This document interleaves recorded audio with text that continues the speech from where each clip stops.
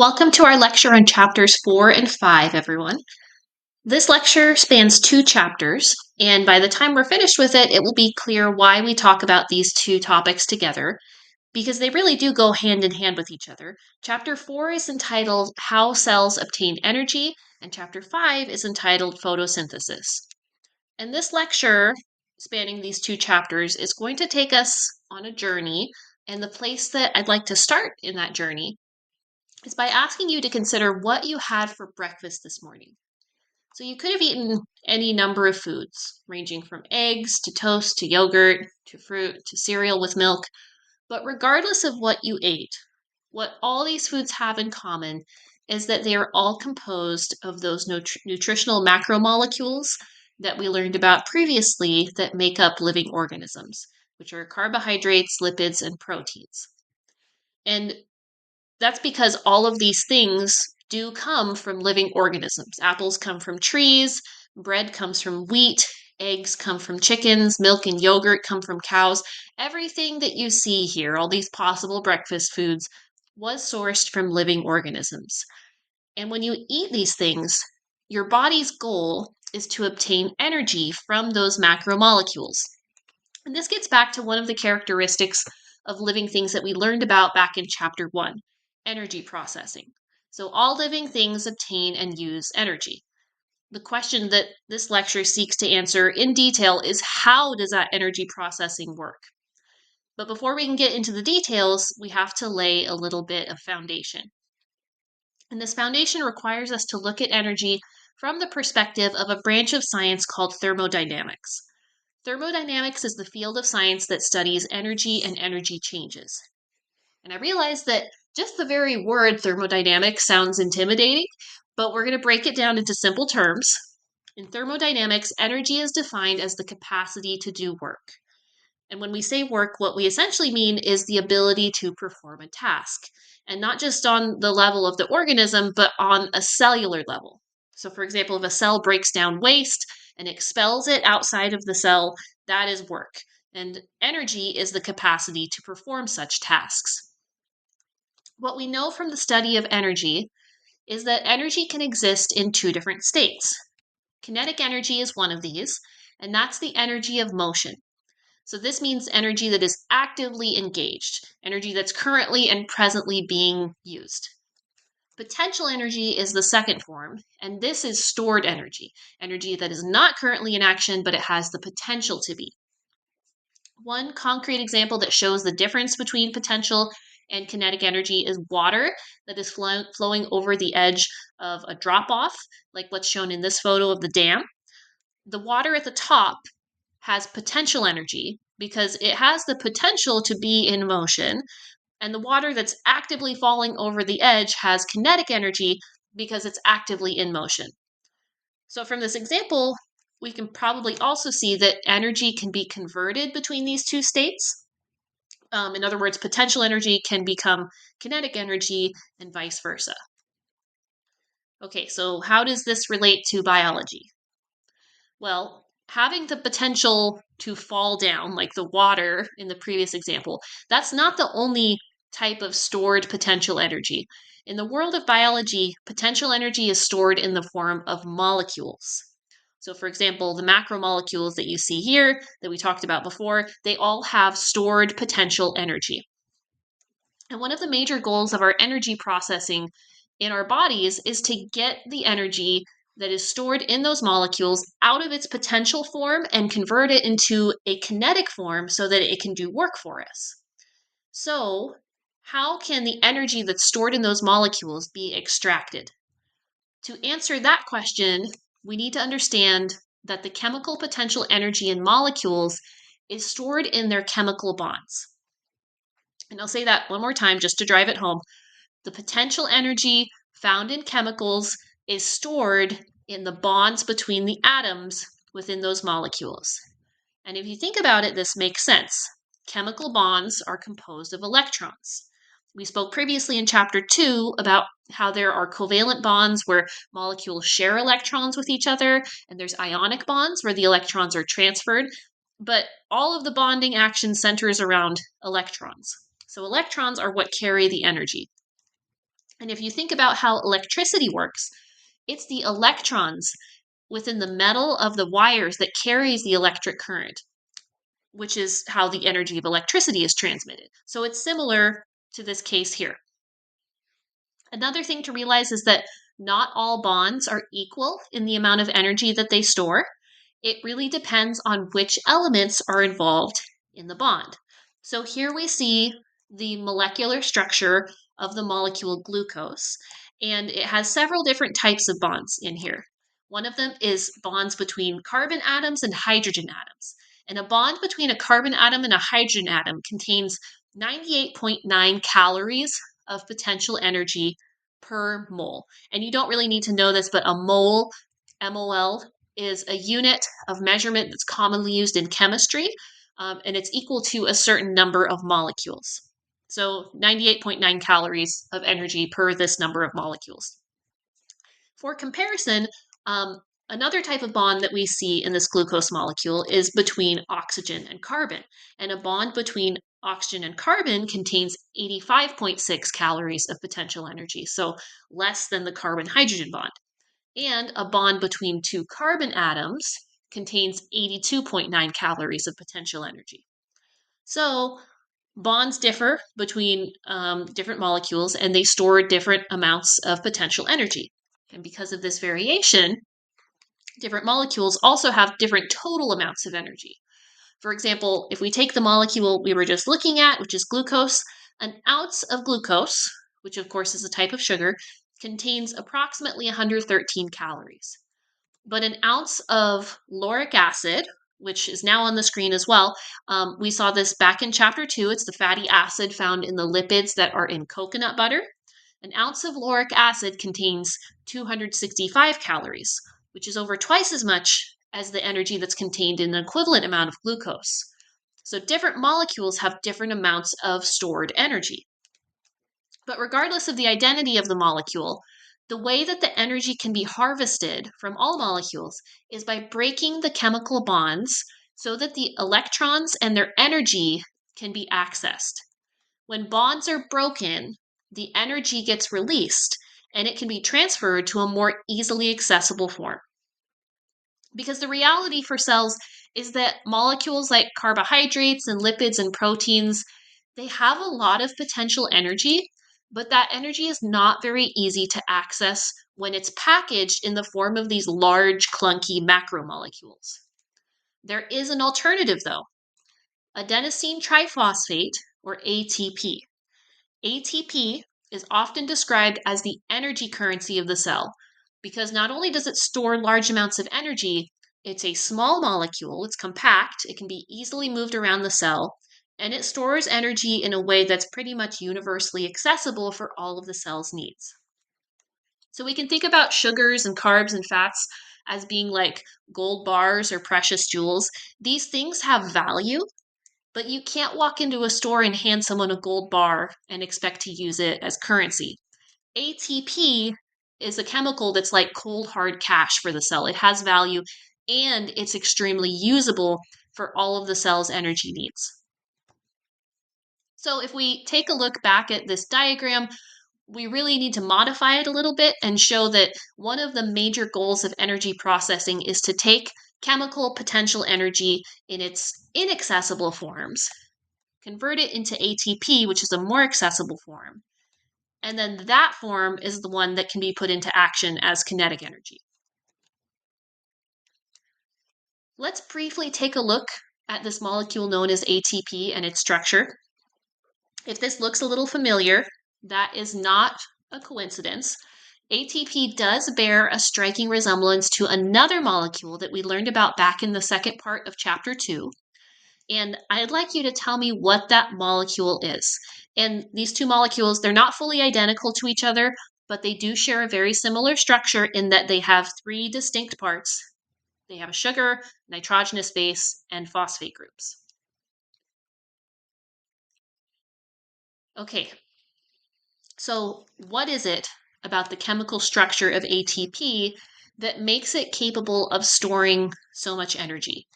You may notice that on the left side of the molecule, shown in yellow, there are 3 phosphate groups attached to each other in line, in sequence. So that's where the triphosphate name from adenosine triphosphate, that's where that part of the name comes from. You might also notice that the oxygen atoms in these phosphate groups, they each carry a negative electric charge. They have one more electron than they have protons. Those negative charges are the key to ATP's energy potential because the negative charges repel each other, just like 2 magnets that have the same pole. Because of that repulsion, keeping the 3 phosphate groups bonded together requires a lot of energy, just like it would if you were to try to hold 2 magnets of the same pole together. It would take a lot of energy to force them together. They want to fly apart. And so having these bonds there means that they contain high amounts of chemical potential energy to perform this feat of holding the repulsive phosphate groups together. And in fact, that's how the chemical potential energy stored in those bonds is released. It's when they fly apart. So the high energy bond between the second and the third phosphate group can be broken, and that allows the energy stored in that bond to be released and transferred. And when this happens, the third phosphate group is lost, and the molecule turns into adenosine diphosphate, ADP. It's no longer ATP because ATP had 3 phosphates, so it was triphosphate. We can kind of think about ATP as being like the fully charged battery, and then when that bond is broken and the third phosphate group flies off, it's transformed into ADP, which is when the battery loses its charge. However, ADP molecules can be recharged back up to ATP, the fully charged form, by simply adding another phosphate group back into the chain. So this is what we will see happening as we journey through the process of cells obtaining energy. Molecules of ADP will be recharged into molecules of ATP using the chemical energy stored in the nutritional macromolecules. And speaking of those nutritional macromolecules, let's return to this slide and quickly remind ourselves of what they are. We've got carbohydrates, lipids, and proteins, and cells handle each one of these 3 macromolecules differently. But we don't have time to look at all of them, so we are going to choose to narrow our focus only to carbohydrates. And specifically, we are going to look at the carbohydrate known as starch, which is found in many fruits and vegetables, including apples, for example. And this apple and the molecule of starch that it contains is where we are going to begin our journey. So when you eat an apple, those starch molecules travel through your mouth, your esophagus, and arrive at your stomach. And then once they are in your stomach, and at this point, we are going to switch from using this cartoon image of a starch molecule to a somewhat more helpful version of the starch molecule that shows the atoms in its structure. So once the starch arrives in the stomach, a process called digestion takes place. And digestion is the process of breaking down large macromolecules into their smaller building blocks. And as we learned in chapter 2, a starch molecule is just a long chain of glucose molecules bonded to each other. So during digestion, the chain of glucose molecules is broken apart into individual building blocks, individual glucose molecules. And again, this is the process that we refer to as digestion, but this is really just the first step. It's just the beginning of the process of getting energy from those molecules. What happens next is those glucose molecules are absorbed by the stomach and they enter your bloodstream. So if you've ever known anyone who has diabetes and who has to watch and monitor their blood glucose level, this is what they're referring to: glucose in the bloodstream that is absorbed through the stomach. So the bloodstream will carry that glucose all throughout the body to all the tissues and all the cells that need energy. The cells in your brain need energy, the cells in your skin need it. But as an example, let's just pretend that these cells that you see right here on the screen are muscle cells. Muscle cells need energy for a very obvious, tangible reason. They have to move. So the cells that you see on this slide are meant to represent muscle cells. The purple lines are the boundaries of their membranes. And each purple blob in the middle of the cell is meant to represent the nucleus. So remember, humans are made of eukaryotic cells, which means that each cell has a nucleus to contain its DNA. Here we also have a representation of an artery, which is the part of your circulatory system that carries blood from the heart and lungs to your tissues, as well as a vein, which is the part of your circulatory system that carries blood back towards the heart and the lungs from your tissues. And the molecule of glucose will travel through an artery to the muscle tissue, and at some point it will exit the bloodstream, cross the membrane of one of these muscle cells, and enter the cytoplasm of that cell. And we're going to choose to focus on the cell in the middle here, where the glucose has been delivered, but it's important to note that this same process is happening in every single one of these cells. So once we are in the cytoplasm, the real work begins, because the process of getting energy from those nutritional macromolecules doesn't really happen during the digestion stage that occurs in the stomach. It happens inside of your cells at the destination that needs the energy. The process of extracting that energy from glucose molecules is called cellular respiration. Cellular respiration takes place over the course of 3 distinct stages. And what we're going to do is walk through those stages one by one and track this glucose molecule as its energy is extracted and turned into ATP, which we now know is the cell's energy currency. The first of these 3 steps is called glycolysis. And during glycolysis, enzymes that are located in the cell's cytoplasm take the molecule of glucose and split it in half. Now remember what we just said. Getting at the energy in those chemical bonds requires you to break those bonds. So that's what's happening here. And when this happens, the energy that is released is used to recharge 2 ADP molecules back up to ATP. In addition to that, the electrons left behind from the broken bonds are gathered up by a pair of molecules called NADH. NADH stands for nicotinamide adenine dinucleotide, which is not something that you need to know. The important thing to know about NADH is that its main job in cells is to collect the electrons from broken bonds and carry them from one place to another. These NADH molecules are going to hold on to the electrons that they picked up from the splitting of glucose, and those electrons are going to come back into the picture later. It's also important to know that the 2 half glucose molecules that come out of this process are called pyruvate. Each one is referred to as a pyruvate. They're no longer glucose. They have a different structure. They have a different chemical identity. The next step of the process will involve taking these molecules of pyruvate and breaking them down even further to extract even more energy. But before we get to that step, we have a checkpoint. So I told you that in the first step, glycolysis, it was made possible by enzymes that break down your glucose molecules. We learned about enzymes previously in chapter 2, and to jog your memory, I would like you to tell me in this checkpoint which category of macromolecules do enzymes fall under? Are they carbohydrates, lipids, proteins, or nucleic acids? Okay, so to recap, during the first step of the process, glycolysis, glucose is split in half by enzymes in the cytoplasm, and the resulting pieces are called pyruvate molecules, and there are 2 of them.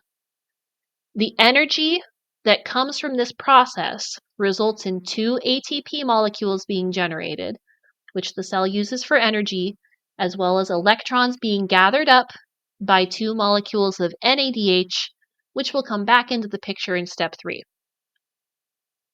So now at this stage, we're ready to move on to step 2. Step 2 of this cellular respiration process is called the citric acid cycle. It's called that because at some point the chemical citric acid is involved, but we're not going to go into that level of detail. The citric acid cycle will break down these molecules of pyruvate even more, but this is going to happen inside of the mitochondria. Up until now, we have been in the cytoplasm of this muscle cell, but now we're going to move into the mitochondria. And to remind you, what we learned about in chapter 3, the mitochondria are a organelle, and at the time that we learned about them, what we saw is that they are the site of cellular respiration, which is what we're getting into now, and they're an important organelle that's found in nearly all eukaryotes because, not surprisingly, all cells need energy, and the mitochondria facilitate that energy extraction process. So let's go ahead and move into the mitochondria. Let's zoom out to see our muscle cell and look at where we are in the grand scheme. We're in the cytoplasm. That big purple blob is the nucleus. And now let's add some mitochondria in there. The pyruvate molecules will travel from the cytoplasm into the mitochondria, and we are going to follow them. So once inside the mitochondria, enzymes found in the mitochondria will fully break down these pyruvate molecules. Glycolysis started the job. The citric acid cycle is going to finish it. The result will be that this pyruvate molecule gets completely dismantled into 3 molecules of carbon dioxide. And in this process, more energy is extracted. During the breakdown process, the energy released is used to recharge 1 ADP molecule back up to ATP, and many more electrons are gathered from all of those broken bonds. Collecting all of these electrons takes 3 molecules of NADH and 1 molecule of what's called FADH2, which is like NADH's less popular cousin, and it does the exact same thing as NADH. It collects electrons and transports them. So what becomes of all of these things that we've made in the citric acid cycle? Well, the molecules of carbon dioxide diffuse out of the mitochondria and out of the cell. They are considered a waste product of this process. But don't entirely forget about them because we're going to come back. We're going to circle back to that carbon dioxide in a minute. The molecules of ATP, of course, are used as the cell's energy currency. And the molecules of NADH and FADH2 move on to the third and final step of cellular respiration, which is up next. But first, we just watched what happens when one single molecule of pyruvate was broken down in the citric acid cycle. But since glycolysis splits glucose in half into 2 pyruvate molecules, I'd like you to tell me how many molecules of NADH, FADH2, and ATP the cell gets from the citric acid cycle, not per pyruvate, but per glucose molecule that starts the process at step 1.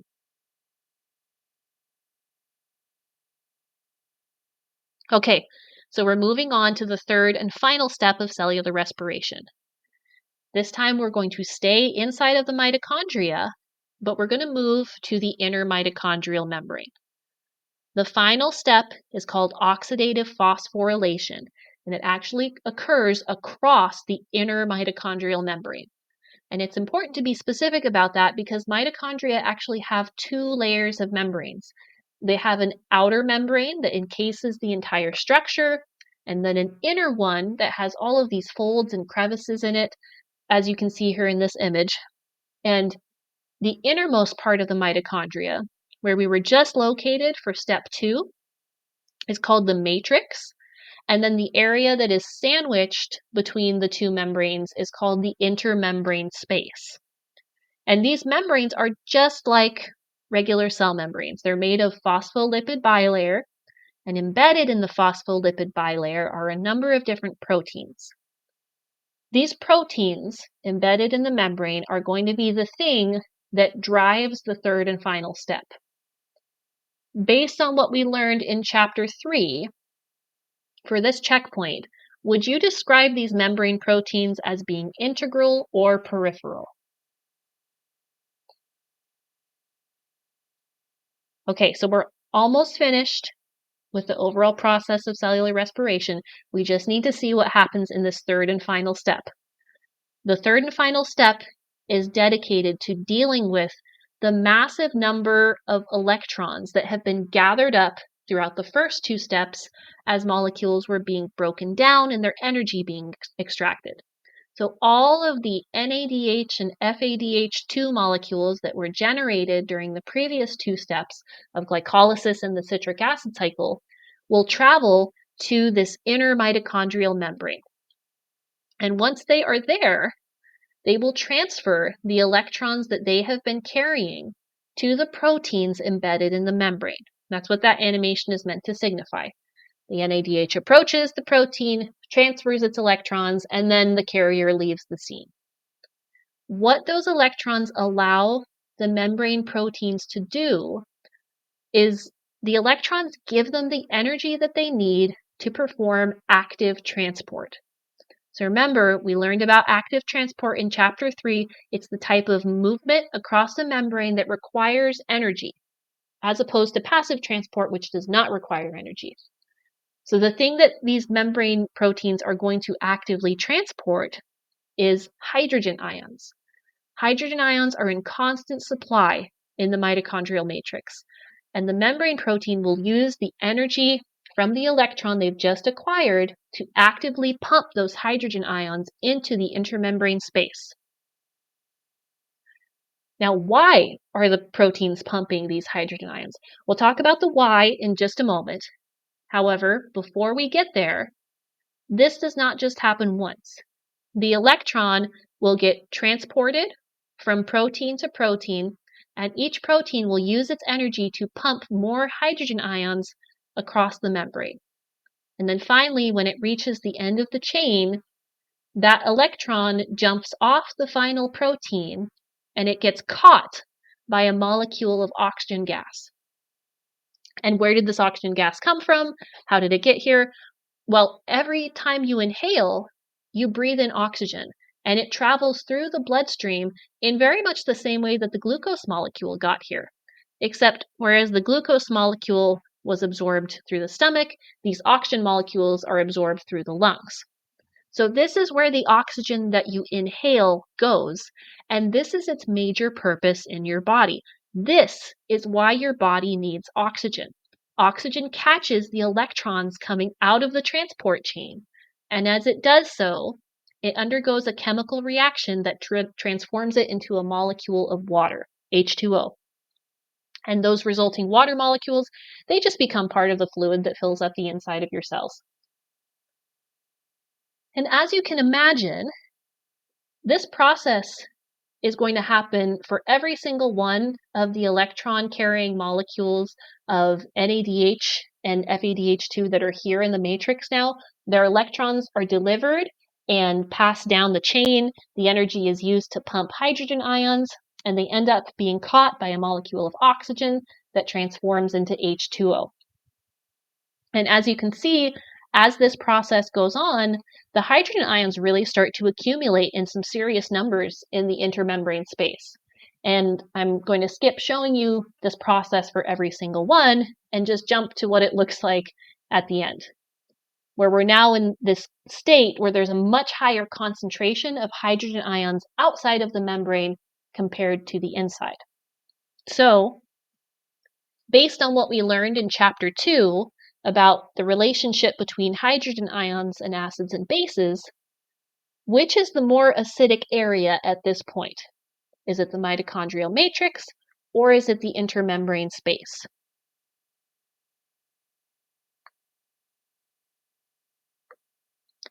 So where do we go from here?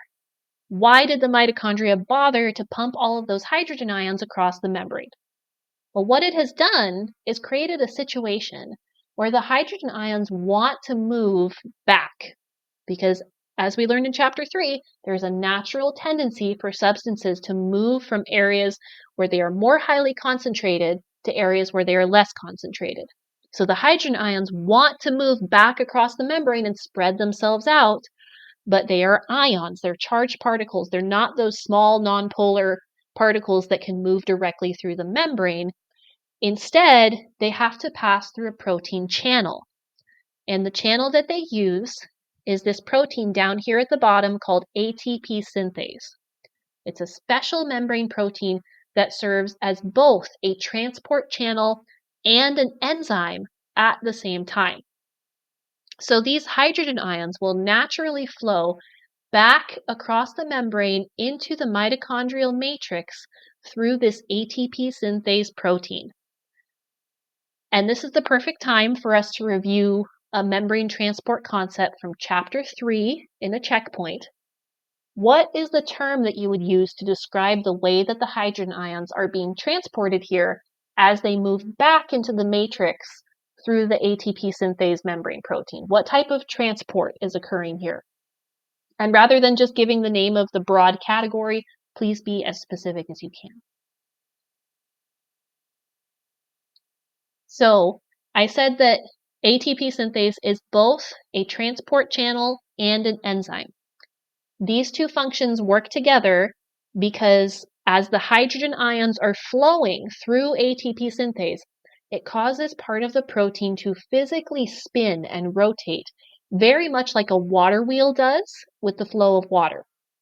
And this rotational energy is used like a motor to recharge ADP molecules back up to ATP. And while there is some variation across different species, because remember, virtually all eukaryotic cells have mitochondria, so this process is going on in any and every organism that's made of eukaryotic cells. There's some variation, but it generally takes about 2 to 4 hydrogen ions flowing through the ATP synthase protein to recharge one ATP molecule. So all of these hydrogen ions that we saw being pumped across the membrane will move back into the matrix in a similar fashion, generating ATP as they go.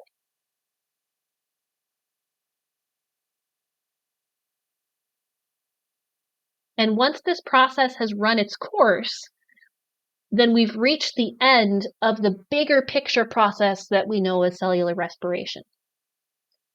So stepping back and taking a look at that big picture here, now that we've talked about all 3 steps, overall, a grand total of 30 to 38 ATP molecules can be generated from each glucose molecule that undergoes cellular respiration. And that number varies depending upon which species of living thing you're talking about, as well as the conditions inside of the cell at any given time. The vast majority of these ATP molecules are made during the third and final step by ATP synthase. But regardless of which step they are produced in, the ATP molecules generated over the course of the whole process are transported out of the mitochondria to serve the cell's energy needs. They go out into the cytoplasm, they go to the various organelles, to the cell membrane, and they supply the energy for all of the cell's many functions, like moving materials around, creating proteins, protecting itself, facilitating chemical reactions, breaking down waste, everything like that. And also looking at the big picture of cellular respiration. The materials that were consumed during the process included glucose and oxygen gas, and the outputs were energy in the form of ATP, water, and molecules of carbon dioxide, which you remember I said was a waste product, but I also said not to forget about it because we're going to come back to it. So now we are coming back to it. Because to our cells, carbon dioxide is considered waste, but that's not the case for cells of every organism. So let's follow that molecule of carbon dioxide as we continue our journey here. Just like the glucose and oxygen molecules are brought to your cells through the bloodstream, those carbon dioxide molecules are going to be taken away from your cells by the bloodstream as well. So they will diffuse into the veins, which travel toward the heart and the lungs. And once in the lungs, the carbon dioxide gets exhaled. We breathe it out into the atmosphere. So, what happens to that molecule of carbon dioxide next? To answer that question, we are going to transition to talking about the second chapter that's covered in this lecture, which is chapter 5 on photosynthesis. Photosynthesis is the process by which autotrophs convert solar energy into chemical energy. And there's a word in that definition that we are not familiar with yet, autotrophs. So let's take a second and talk about what that is. An autotroph is an organism that can produce its own food. Plants, as you probably know, produce their own food source. They do not eat like we do, and so therefore plants are classified as autotrophs. The counterpart to an autotroph is a heterotroph, which are organisms that can't make their own food, and therefore they have to obtain food by consuming other organisms. Animals, including humans, are heterotrophs. Heterotrophs are organisms that must obtain food by consuming other things. So whereas autotrophs will perform photosynthesis to create their own food, and then they perform cellular respiration to extract the energy from that homemade food, that first step is not within the capabilities of heterotrophs. Heterotrophs cannot perform photosynthesis. They skip straight to cellular respiration and extract energy from the plants or animals they eat. So, just like we did with cellular respiration in the human body, we are going to follow the events of photosynthesis in a plant step by step. So let's follow this molecule of carbon dioxide as it travels inside of the tree. And it's going to pass through, as it travels into the leaves of the tree, pores in the leaves that are called stomata. These stomata allow atmospheric gases like carbon dioxide to enter. And then once inside of the leaf, the carbon dioxide diffuses into one of the cells. And at this point, we need to introduce an important organelle that's going to become the site of photosynthesis, which is the chloroplast. And as you will remember from chapter 3, chloroplasts are an organelle found in plant cells and the cells of some protists, and it's responsible for the process of photosynthesis. The chloroplast is the site within the cells of autotrophs where the food creation happens. So if we take a look inside of one of these chloroplasts, we will find that they are filled with a gel-like substance that's mostly made of water. This is called the stroma of the chloroplast. The stroma is to the chloroplast kind of like what the cytoplasm is to the cell. We will also see that the chloroplasts are filled with stacks of discs called thylakoids. And each one of these discs is encased in membrane material. The first step of photosynthesis will take place across the membrane of those thylakoids. And this first step is called the light-dependent reactions. So let's look at the light-dependent reactions in action. Just like what we saw in the inner membrane of the mitochondria, there are various proteins embedded in the membrane of the thylakoids of the chloroplast. Two of these proteins are called photosystems. The photosystems have a very special structure and a very special role, because attached to them are these things called pigment molecules. Pigments are molecules that are capable of absorbing light. And there are many different pigment molecules found in nature, and each one can only absorb certain colors of light. In this graph here, you can see the names of the major pigment molecules that are found in most plants, which are chlorophyll A, chlorophyll B, and carotenoids. And what is plotted on this graph is their ability to absorb various colors of light. So a higher peak means that that pigment is better at absorbing that color of light. One thing you may notice about this graph is that there are certain colors of light that are not absorbed by the major plant pigments. So which colors are those that are left out? And what do you think happens to those colors of light instead of being absorbed? So the photosystems embedded in the thylakoid membrane are responsible for capturing the sun's energy and absorbing that light. How this works is that when light hits the first photosystem, it energizes an electron found within the pigment molecule.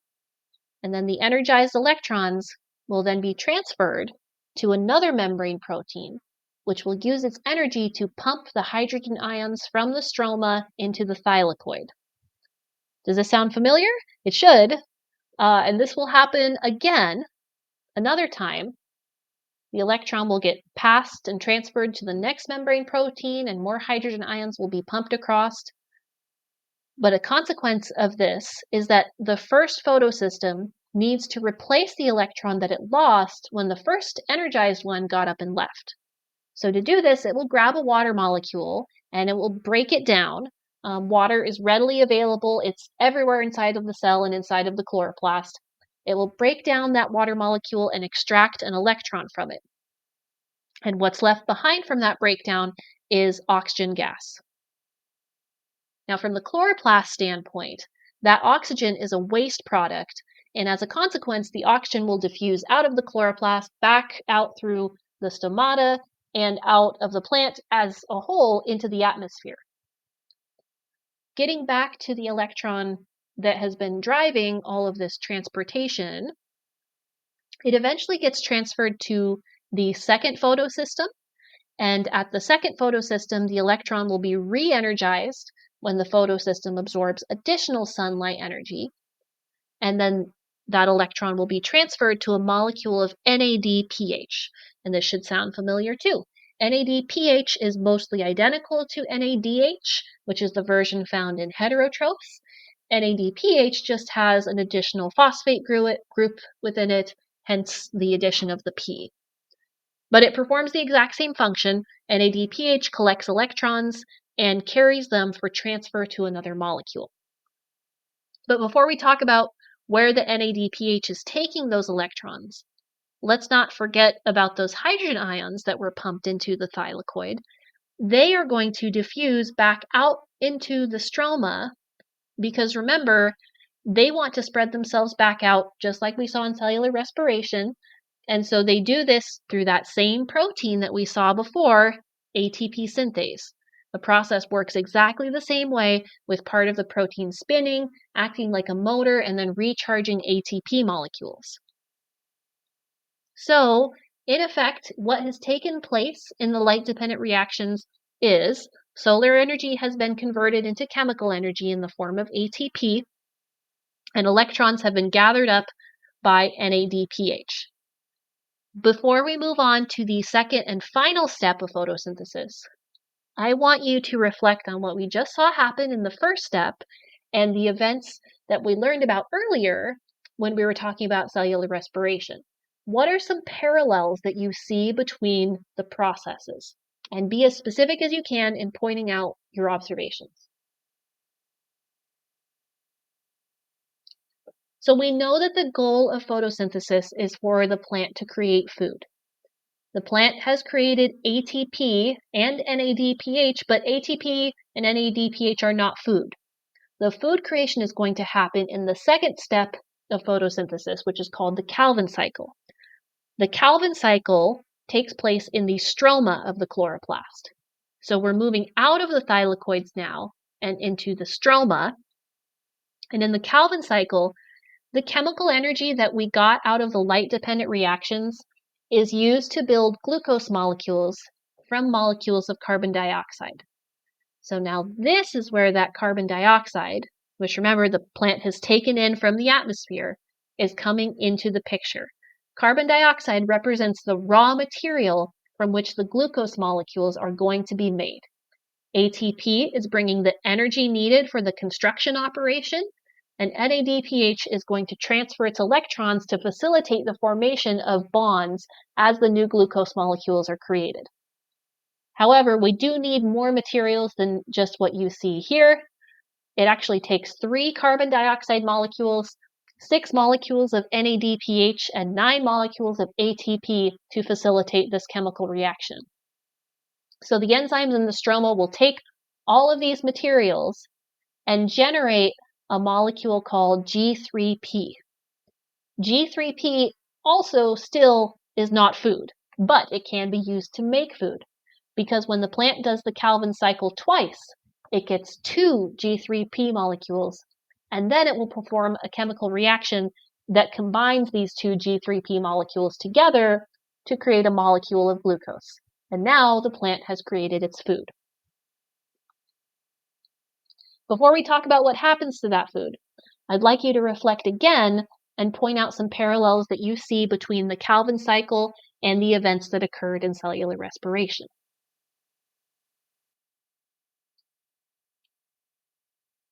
Now, again, to recap and look at the big picture, what we saw happen in photosynthesis is that solar energy was consumed along with water and also carbon dioxide molecules. And then the outputs were glucose molecules and oxygen. The final thing we need to talk about is what the plant does with those glucose molecules. The glucose molecules will travel out of the stroma, out of the chloroplast, and into the plant cell at large. And there, the glucose molecules can be channeled into cellular respiration. Because not only do plants have to do the hard work of making their own food from scratch, they also have to break it down and extract its energy. So everything that we saw happen earlier in the human muscle cells, plants do that too. Plants also have mitochondria. And some of the glucose that they make will be channeled into cellular respiration so that the plant can create ATP for itself.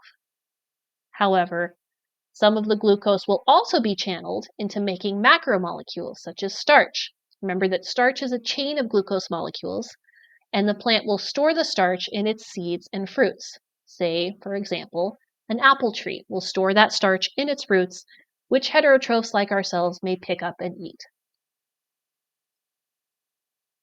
And now we've come full circle on our journey right back to the question of what you had for breakfast today. So I hope that looking at these two chapters together was interesting and enlightening on the sort of elegant interconnectedness that exists between different types of living organisms in nature. To finish us off, I have one final checkpoint that will ask you to think about an idea that is strange, but absolutely true. Every time you exhale, you are breathing out part of the food that you ate. Why? Explain, based on what we learned today, how this is the case. And once you finish this checkpoint, we are all finished with chapters 4 and 5.